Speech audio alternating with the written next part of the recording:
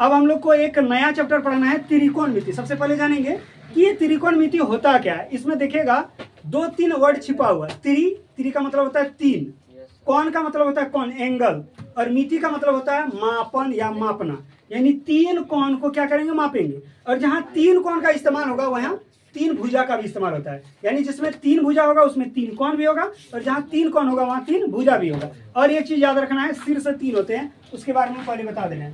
सबसे पहले लिखेंगे अध्याय का नाम है त्रिकोणमिति। त्रिकोणमिति या पूरा नाम अगर देखेगा तो त्रिकोणमिति का परिचय है। यह अध्याय 8 में देखेगा। कितना में है, 8 में। तो सबसे पहले जानेंगे कि ये त्रिकोणमिति होता क्या है। तो त्रि का मतलब होता है 3, कोण का मतलब होता है एंगल, और मिति का मतलब होता है मापना। यानी 3 कोण के बारे में ही इसमें पढ़ना है। तो जहां 3 कोण होगा वहां 3 भुजा भी होगा, 3 शीर्ष होगा। और इसमें एक चीज याद रखेगा, सिर्फ और सिर्फ इसमें समकोण त्रिभुज के बारे में ही पढ़ना है, राइट एंगल ट्राइंगल के बारे में। तो समकोण त्रिभुज का आकृति या तो इधर से होगा या तो इधर से होगा, यानी दोनों में से कोई एक होगा। दोनों में से एक जानना है। चलो मान लिया जाए, इसके बारे में देखते हैं। इसका नाम लिख दिए ए, इसका नाम बी और इसका नाम सी, और इसको हम पी क्यू आर लिख देते हैं। अब इस त्रिभुज पे पहले देखेंगे, उसके बाद फिर इसके बारे में बात करेंगे। इस त्रिभुज में जो सबसे बड़ी भुजा देखने में लग रहा है लंबाई में, जैसे देख पा रहा होगा ए से सी सबसे लंबा है ना। उसके बाद देखेगा फिर ये है, फिर ये, यानी तीनों में से सबसे लंबा क्या है, एसी है। तो जो सबसे लंबा देखने में मिलेगा या देखने को लगेगा उसी को कर्ण कहते हैं। 3 चीज याद रखना है, एक कर्ण, लंब और एक आधार। तो सबसे बड़ी जो भुजा होगी उसको कहते हैं कर्ण। या तो दूसरा तरीका है जो 90 डिग्री होगा। 90 डिग्री का मतलब जहां इस तरह का दिखेगा ऐसे, उसी को कहते हैं 90 डिग्री। तो ये बी के पास 90 डिग्री है। इस कर्ण को पहचानने का 2 तरीका है। सबसे पहला तरीका है, इस त्रिभुज में देखेंगे कि सबसे बड़ा कौन है देखने में, तो सबसे बड़ा एसी है, तो एसी कर्ण हो गया। या तो ये भी देखेंगे कि 90 डिग्री के सामने वाली भुजा को कर्ण कहते हैं, तो उस तरह से एसी क्या हो गया, कर्ण। तो हम यहाँ लिख देते हैं एसी क्या है, कर्ण। उसके बाद एक बच गया लंब और एक बच गया आधार।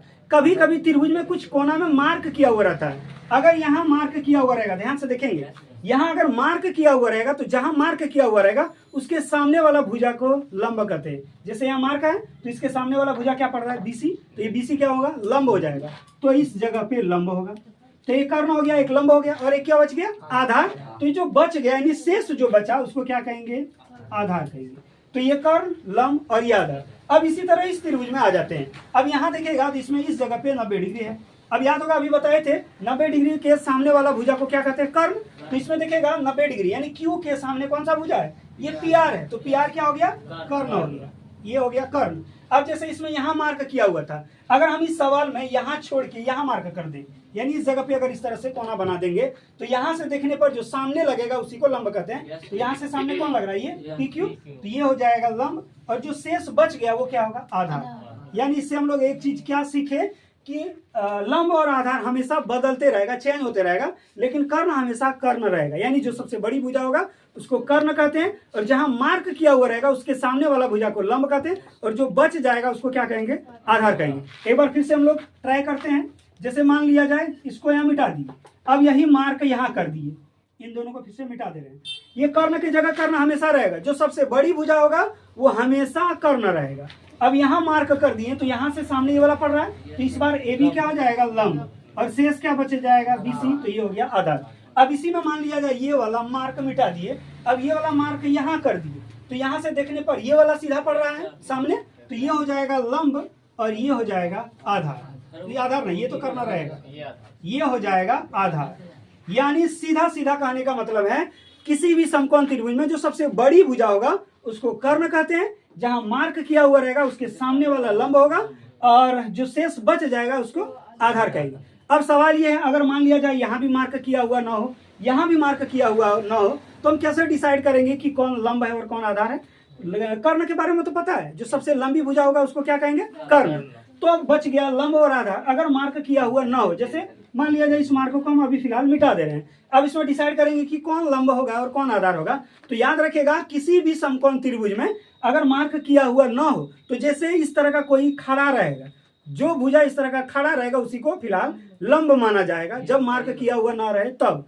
और ऐसे अगर रहेगा जब इनके पैरेलल समांतर, उसको आधार कहेंगे। तो मान लिया जाए इसको हम ऐसे मिटा दे रहे हैं, यहाँ दोनों मिटा दिए। अब इसमें डिसाइड करना है कि कौन लंब और कौन आधार है। तो जो इस तरह का खड़ा है उसी को लंब कहेंगे। तो ये भी खड़ा है तो इसको लंब कहेंगे, और ये क्या है, आधार। उसी तरह यहाँ भी मार्क हटा दे रहे हैं। अब इसमें अगर हम डिसाइड करने के लिए कहेंगे तो ये तो कर्ण का कर्ण रहेगा, कर्ण चलो रहने देते हैं। अब इसमें लंब और आधार डिसाइड करना है, तो अभी इस स्थिति में लंब ये वाला होगा, यानी कि ये क्या होगा, लंब होगा, और ये क्या होगा, आधार होगा। और इसमें ये लंब होगा और इसमें ये आधार होगा। लेकिन अगर कोना पे मार्क किया हुआ रहेगा तो उसके सामने वाला भुजा हमेशा लंब होता है, और जो शेष बच जाएगा उसको क्या कहेंगे, आधार कहेंगे। अब इसमें और एक चीज जानना है, ये जो कर्ण है इसको, कर्ण को याद रखिएगा हर बार एच कहते हैं। एच का मतलब होता है हाइपोटेनस, और हाइपोटेनस का मतलब होता है कर्ण। इंग्लिश में हाइपोटेनस का मतलब होता है कर्ण, और हाइपोटेनस में सबसे पहला लेटर एच है, इसीलिए हम एच लिख दें शॉर्टकट में।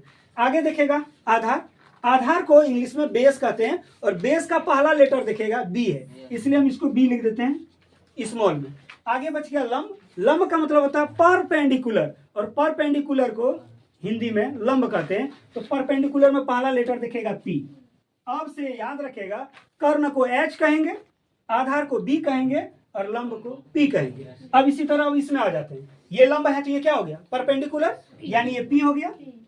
आधार को क्या कहेंगे, बी यानी बेस, और ये क्या है, हाइपोटेनस यानी एच है। ठीक है। अब याद होगा, इससे पहले कभी सुना होगा या तो देखा भी होगा, एक पाइथागोरस थ्योरम होता है, पाइथागोरस प्रमेय।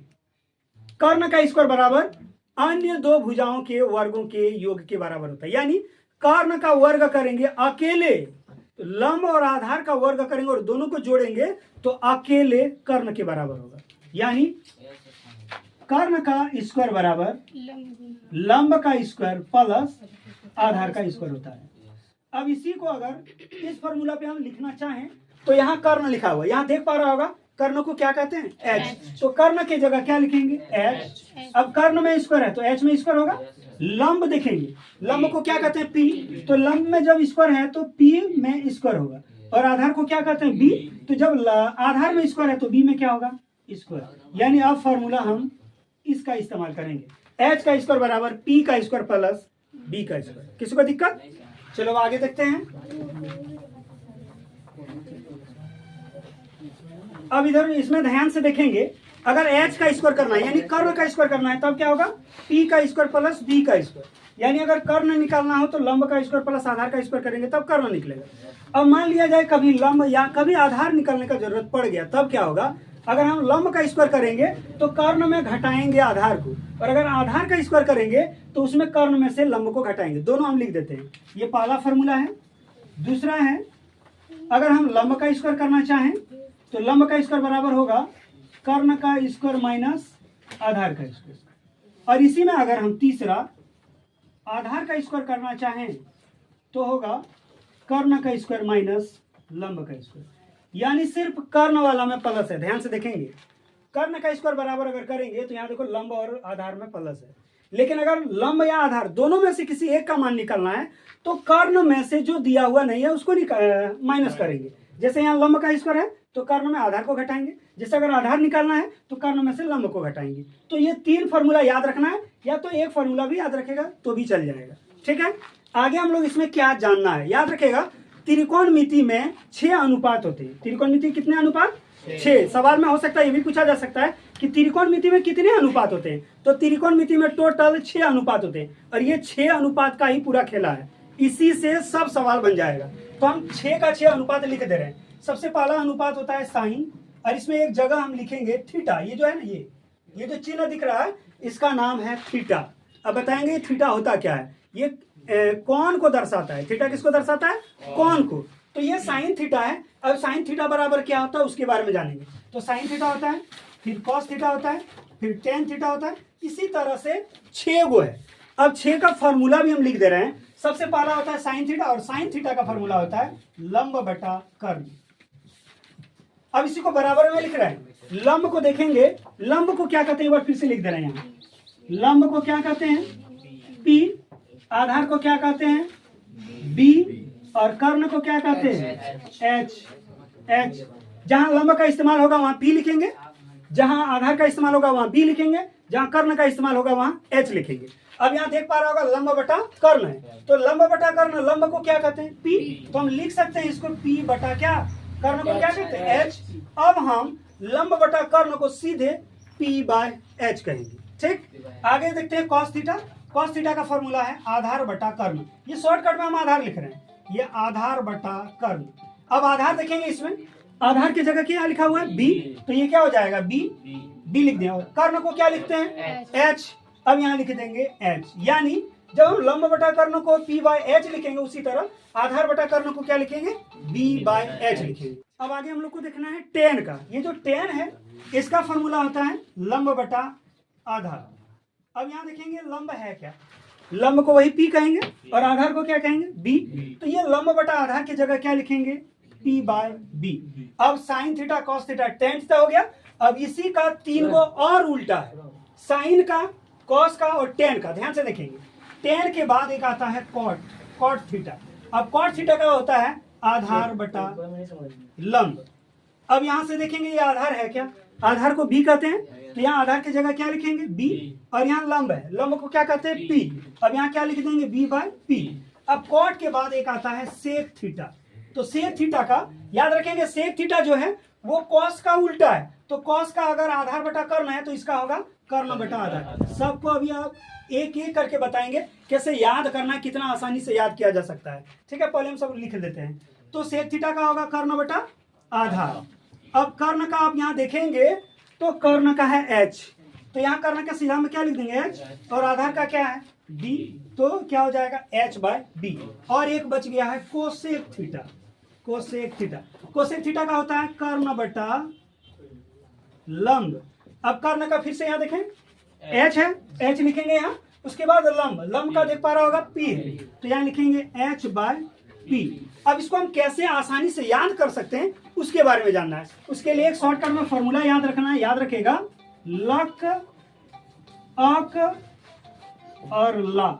ये लक अक ला क्या है, इसी से सब पूरा याद हो जाएगा। अब जानना हम लोग को ये लक अक ला, अगर ये याद हो गया तो ये पूरा का पूरा याद हो जाएगा।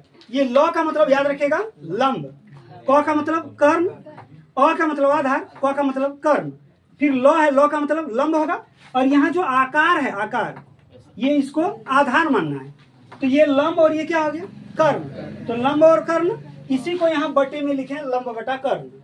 लक का मतलब लंब बटा कर्ण, अक का मतलब होगा आधार बटा कर्ण, वही लिखे आधार बटा कर्ण। आगे देखेगा लंब बटा आधार, ये क्या लिखेंगे लंब बटा आधार। अब यहाँ देखो लंब बटा आधार है ना। अब ये तीन अगर याद हो गया तो ये तीन नीचे वाला ऑटोमेटिक याद हो जाएगा। हम इसको मिला दे रहे हैं, कितना आसानी से याद कर सकता है। ये जो साइन थीटा है याद रखेगा, ये जस्ट इसका उल्टा है, यानी साइन थीटा का अगर लंब बटा कर्ण है तो साइन थीटा का उल्टा कोसेक थीटा है, कोसेक थीटा का उल्टा हो जाएगा, यानी लंब बटा इसका कर्ण है, तो इसको अगर हम उलट देंगे यानी कर्ण ऊपर चल जाएगा लंब नीचे, तो क्या हो जाएगा देखो कर्ण बटा लंब। अब ये इसका उल्टा है, यानी कॉस थीटा किसका है सेक का। अब कॉस थीटा का देखेगा आधार बटा कर्ण है, तो सेक का देखेगा कर्ण बटा आधार है ना उल्टा। आगे ये इसका उल्टा है, टेन का लंब बटा आधार है, तो कॉट क्या है लंब बटा आधार है, तो आधार बटा लंब है, एक दूसरे का उल्टा है कि नहीं। पहले तो हमें ये चीज याद रखना है, लक अक ला, लो का मतलब लंब, क का मतलब कर्ण, तो पहला जो होगा वो लक अक लक होगा यानी लंब बटा कर्ण, दूसरा होगा आधार बटा कर्ण, और तीसरा होगा लंब बटा आधार। अगर ये लगातार तीन को याद हो गया तो ये तीनों ऑटोमेटिक याद हो जाएगा। ये चीज याद रखेगा, इसको ऐसे इसलिए हम किए ताकि ये पता चलेगा कि साइन थीटा का उल्टा कोसेक थीटा होता है, कॉस थीटा का उल्टा सेक थीटा होता है, और टेन का उल्टा क्या होता है कॉट। तो ये लगातार अगर तीन याद रहेगा तो ये ऑटोमेटिक तीन याद होगा कि नहीं होगा। इस तरह से आप 6 गो फॉर्मूला याद कर सकते हैं। इसी को कहते हैं त्रिकोणमिति के अनुपात। ये क्या है त्रिकोणमिति का अनुपात है। ये कितने अनुपात है 6 अनुपात है, इसके बारे में याद रखना है, जानना।